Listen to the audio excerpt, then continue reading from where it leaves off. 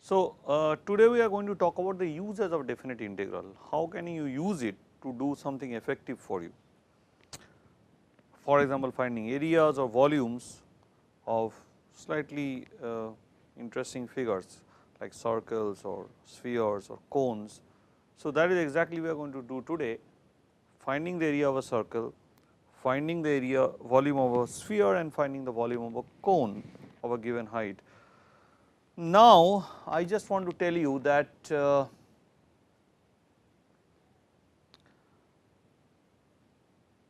idea of a definite integral, what we do today, or idea of integration, that integration by taking the integral of a function from a given 2 points a to b, I can actually essentially compute the area of underlying the curve and the x axis.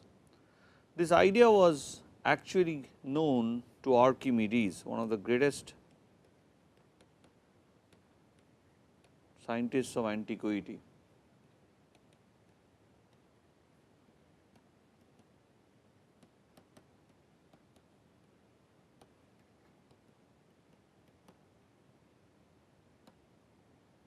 So, what he did was that he took the circle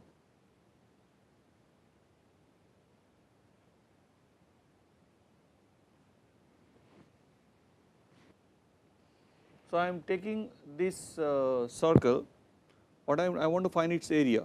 So, what I am taking some points say A, B, C, D, E, F, and this is the center O. What I do is I join to the center O all these points.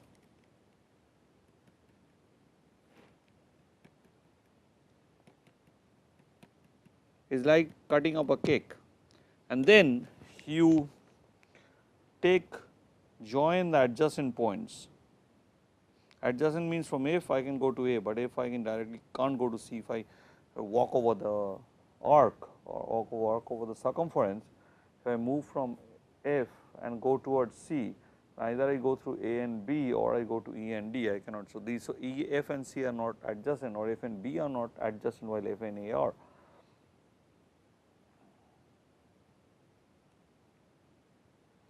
So, what I do is now calculate the area of these triangles and then basically calculate the area of this polygon. So, we have now covered a good amount of area of the circle with these little parts left out parts. So, the brilliant idea which Archimedes thought about was, okay, I take the area of the circle, the area of this polygon and store it. Now, on the same circle, now I increase I here had 6 points, now maybe I will make some 12, 2, 3, 4, 5, 6, 7, 8, 9, 10, 11, 12. Now, I have 12 points, and now I am trying to do the same operation. Let us see what happens.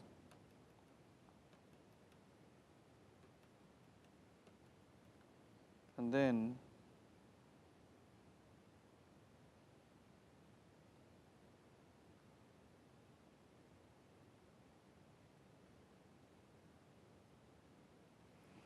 so, what I have done, I have made the side of these polygons, the length of this side smaller and smaller.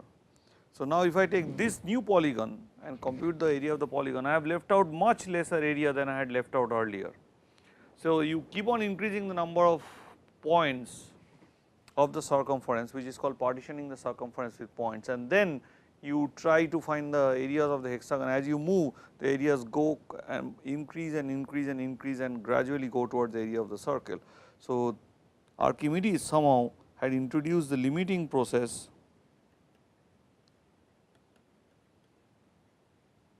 plus the idea of integration.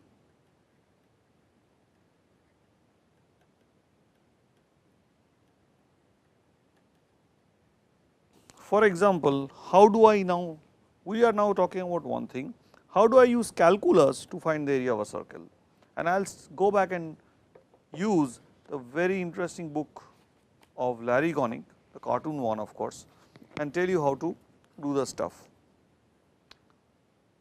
So, you take a circle, say of radius r, does not matter. So, you have taken a circle of radius r,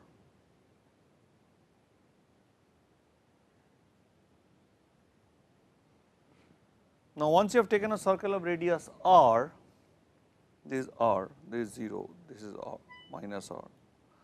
What I can do is I can take small circles of radius ri, say circle number 1, circle number 2. So, I am basically dividing up the original circle into pieces of thin circles, each having a radius which is delta r amount, a fixed amount more than the radius of the inner circle.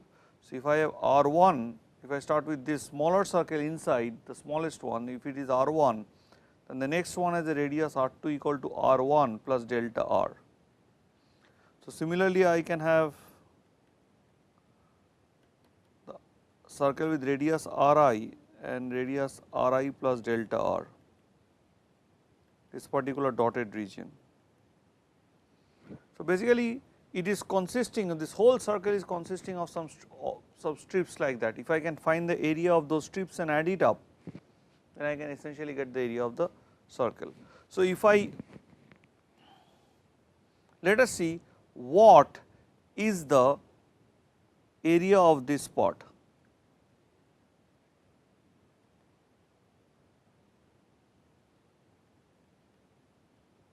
That is interesting. Okay. So, what I do is I essentially I will take my delta r to be pretty small. So, the thins are so stripped. So, there is hardly difference between ri and delta ri. When ri and say, so ri, so ri plus 1 is ri plus delta ri. So, this difference between ri plus 1 and ri is really small. So, what I can do is I can cut this particular strip here, and once I cut it, I can then now open it up like this. So, these are the thing radius r, but the length of this side, one of the sides, be very clear. The length of one side, I have cut it up, it is a very thin rectangle, is nothing but the circumference of a circle of radius ri. So, area of this is 2 pi ri into delta ri. So, now what I need to do,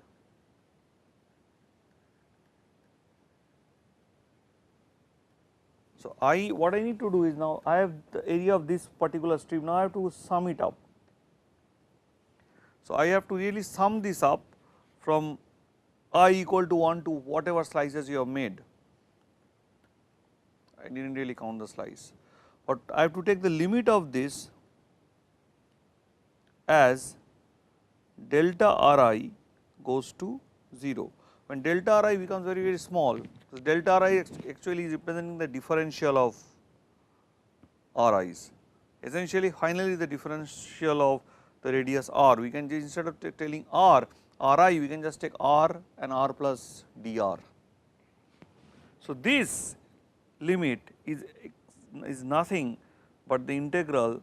So, it is you have taken the sums of the areas. So, you get an area, but what are you trying to do is you get an area, you take the individual strips and you get an area, but what you are trying to do is, you know that here this area that you have computed, there is a slight discrepancy, because one side it is the radius value is, the length of the circumference is 2 pi ri, and the other side it is 2 pi r plus dr. So, you have to take into account of this difference, and this actually, which means that you have not completely got the area of the circle, and so as you, so there is a overestimation or underestimation. So, as you make delta r I smaller, that is dri, this delta r I is very small. So, this is as you make r I approach r I plus 1, then you actually get what you are doing, then this idea is correct. So, then that is exactly equal to the integral from 0 to r, and then this is nothing but r square by 2, right, pi r square 0 to r, and this is pi r square. So, how do you find the volume now of a sphere? Now, we have to understand one very important thing. A sphere, I will just show you, is something like this. So, how do I look at a sphere? I basically want to cut the sphere into small, here I cannot take slices like this. So, basically I can cut this, it is like a fruit, and I can cut it, slice it up into very thin pieces, and basically then add the so called volume of those thin pieces and add them up. But if you take a very small thin strip and cut it out, then you will realize that it is not really a part of the volume of that element is not really a cylinder, though it looks like a cylinder, it is not, because it looks as if it is a part of a truncated cone. So, because there is a difference between the radius of one side of the strip and the other side of the strip, but we can imagine them that the difference is so small that we can imagine them as cylinders. So, because we are imagining them as cylinders, we cannot say that when we add up those cylinders, the volume of the cylinders, we get exactly the volume of the sphere. So, what happens is that we have to go to the limiting process of telling that the difference between the two radiuses, because when you take a strip, as we will just see, there will be small difference, that difference goes to 0, and then you will actually reach the actual area. So, this is the very basic limiting idea of Archimedes, which we are still using now. You see what happens is, what we are doing is the following. Basically, here is a sphere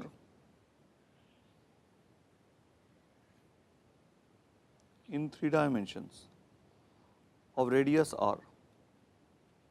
I want to find its volume. So, what I have done is that I am looking at one section of the sphere, and what I am doing is that I am looking at a very thin strip cut out from it. I am looking at the volume of this strip.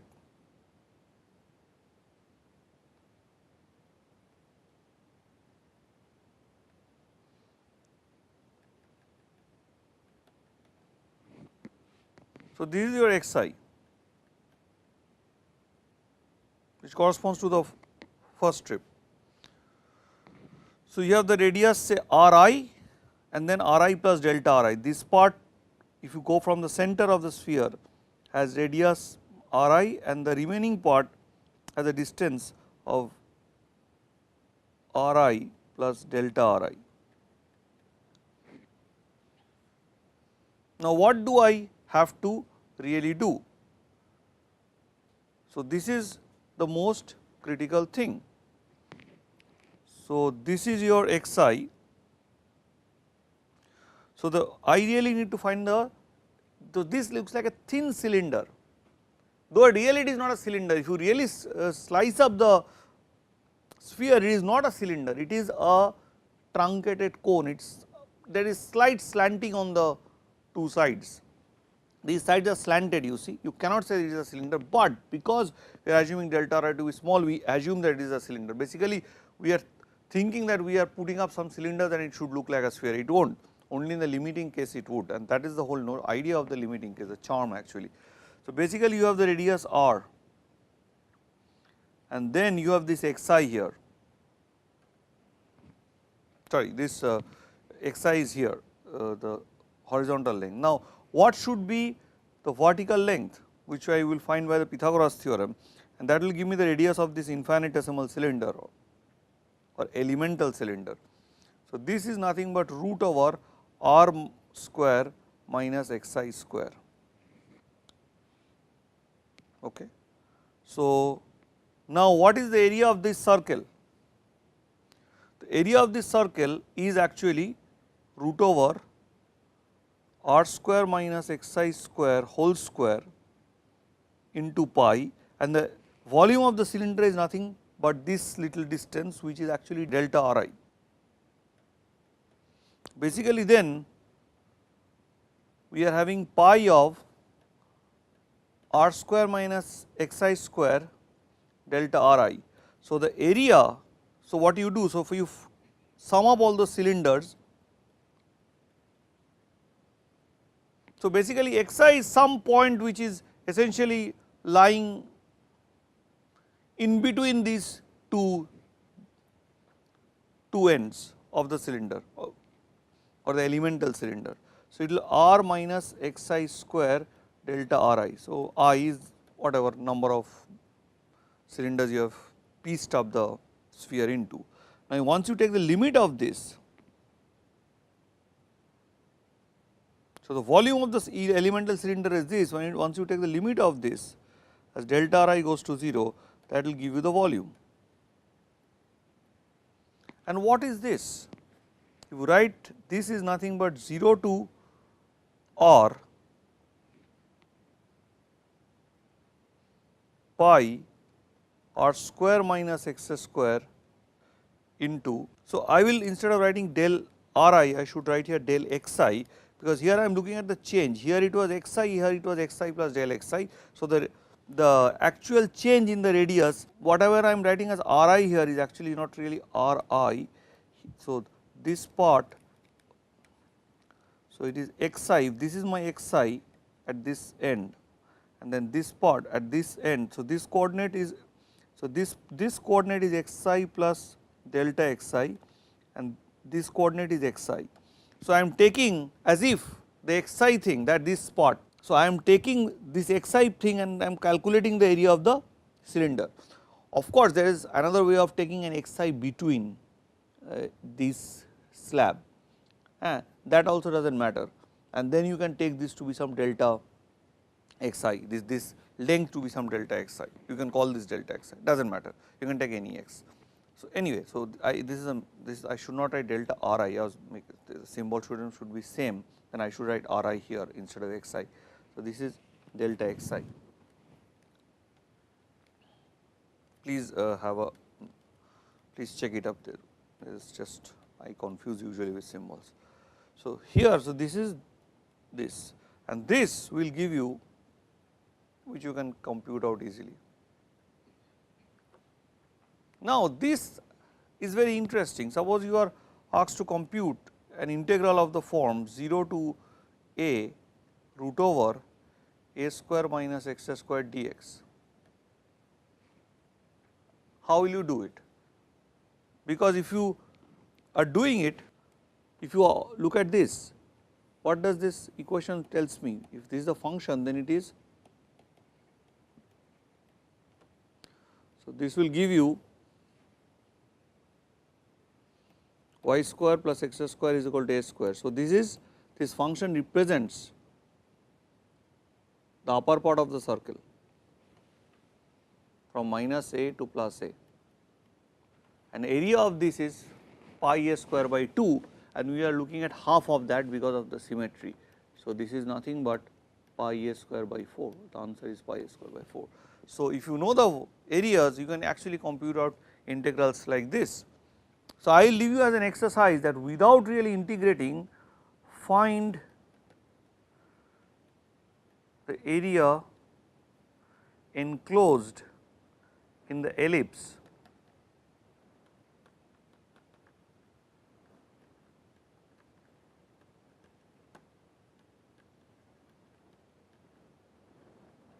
do not compute the integral by hand.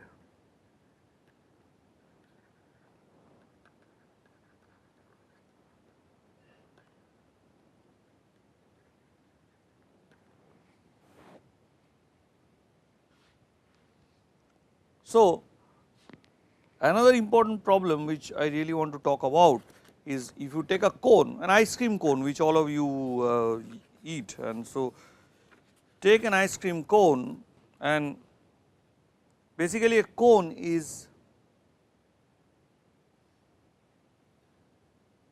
a 3-dimensional object. So, take this x axis, this is a y axis and this is a z axis. So, you take some sort of a line y is equal to ax or z equal to ax. So, you take this line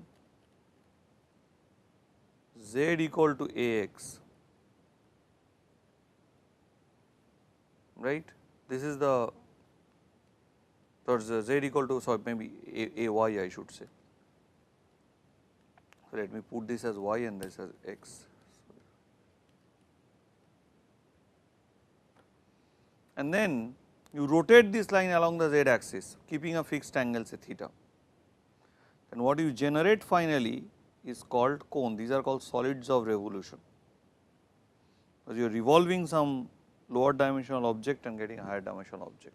So, this is a cone.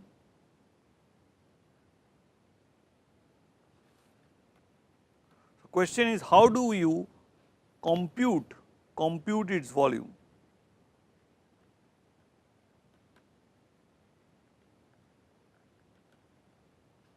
The answer is, if this is my height, so I give a fixed height to the cone, this is my height h, the answer is 1/3 pi h cube by a square. Now, can you find this by calculus? Use definite integrals. There are many things about definite integrals we have not spoken about, but this time is very short. It is essentially a tremendous crash course. So, again you cut it into cylinders and then take the limiting process. You know that this is really not a cylinder, it is slightly like a slanted thing, it is like a partially part of the cone, it is not really a cylinder. So, it is a truncated cone sort of thing. So, but then you really need to figure out what is the radius here, find the area of the circle and then take multiply by this distance which is del z basically. So, you take zi and zi plus del zi, and then so del zi into what should be the, so if you look at this radius is nothing but this distance xi. This radius is the distance xi at say at the xi. So, zi here by, so xi the radius is obviously coming from this equation xi equal to zi by ai, and once you know that what is the area. So, area is pi into zi by ai whole square for this elemental circle, this elemental circle, you know the area is pi times zi by ai whole square, and that you really you know that you have to multiply with del y. So, it is essentially this, and that you have to integrate from 0 to h, and that will immediately take you to this answer. It is not dy, sorry, dz, because it is delta zi, this distance is delta zi, this distance what I am now marking by pen, this distance is delta zi, so dz, and that will exactly take you to this, and that ends our discussion about definite integrals. Thank you very much.